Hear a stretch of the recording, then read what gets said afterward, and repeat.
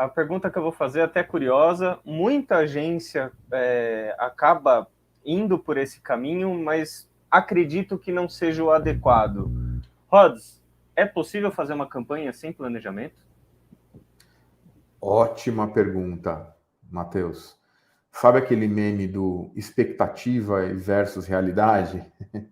Então, na verdade, a expectativa de todo mundo que trabalha numa agência é que o planejamento saia bonitinho, redondinho, completo, com storytelling, com insight perfeito e etc e tal. Mas a realidade é que muitas vezes, ou na maioria das vezes, a gente não tem tempo para fazer um planejamento ou não tem recurso suficiente, ou seja, o time de planejamento ele não é tão grande o suficiente para dar conta de todos os jobs. Então, muitas vezes, no dia a dia, eu diria até que a maioria das vezes, os projetos não têm planejamento. Então, a parte de criação, mídia, vai direto no briefing, né, para, a partir do briefing, desenvolver as suas campanhas. Então, o planejamento no dia a dia de uma agência, ele acaba ficando muito mais voltado para projetos grandes, projetos especiais ou concorrências. É isso que, na prática, a gente vê em praticamente todas as agências. Você se acostuma depois, né? Na verdade, você se acostuma a trabalhar sem planejamento, porque a verdade é essa.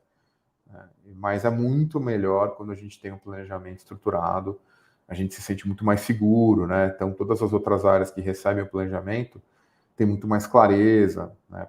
De para onde ir. Então, o trabalho do planejamento é ideal. Mas, em resumo, respondendo a pergunta do Matheus, sim, é possível fazer uma campanha sem planejamento. Inclusive, é muito louco, porque quando a gente fala planejamento, né? Aqui agora a gente está falando do departamento de planejamento, a galera que faz tudo isso que a gente falou até agora, né? Mas mídia planeja. Acredito que criação também tem seu planejamento.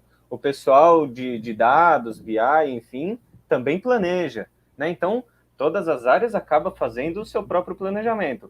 Na falta do departamento de planejamento, que vai ajudar, vai dar um suporte a todas as outras, cada uma tem seu dever de casa, né, Rods? A criação planeja como que vai comunicar, como que vai trabalhar a história, como que vai trabalhar a persona, a mídia vai planejar os canais mais adequados, os formatos mais adequados, o público mais adequado também, de acordo com a persona ali que foi desenhada. Então, de certa forma, todo mundo acaba fazendo um planejamento, né, para atingir aquele objetivo que está no briefing.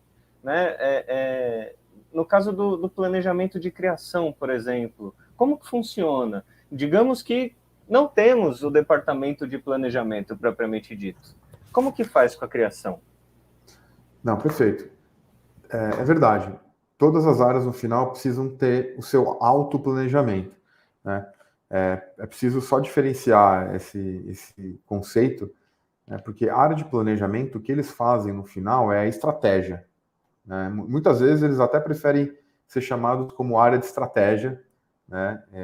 E eles gostam às vezes de ser chamados como estrategistas, né? O que faz Muito também muito sofisticado, sentido, né? né? Exatamente.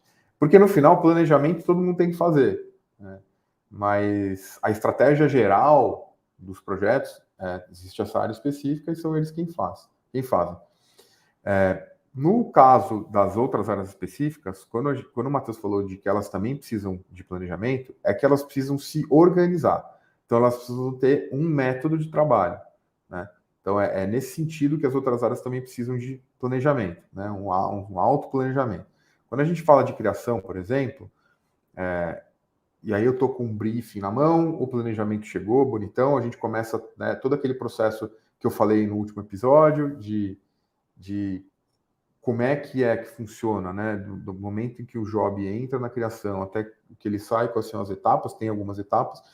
E aí, depois que a gente produz, né, tudo que foi produzido ali, aquilo precisa ter uma lógica, né? Eu não simplesmente vou pegar a campanha e vou colocar lá, vou colar ela lá, né?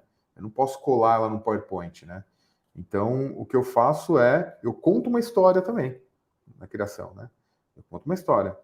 Eu organizo de uma maneira que faça sentido, que tenha um começo, um meio e um fim. né? Então, assim como eu imagino que a mídia também funcione, né, Matheus?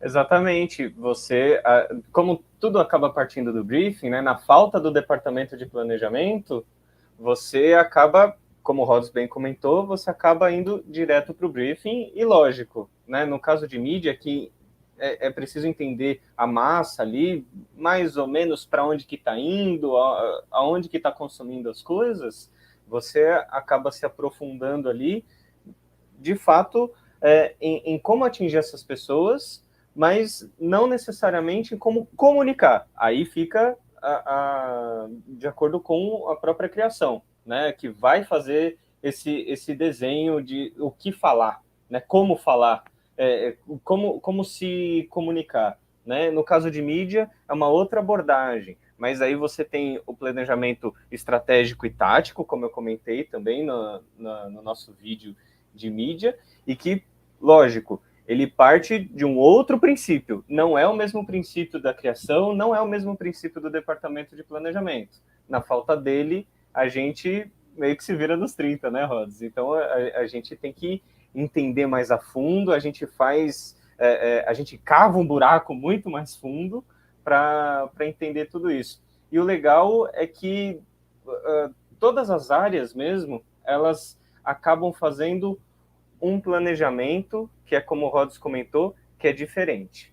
Né? É um planejamento mais voltado para a ação, né? Não é uma coisa, uma estratégia, né? Como o pessoal gosta de ser chamado, entendendo o contexto de mercado, entendendo padrões das marcas.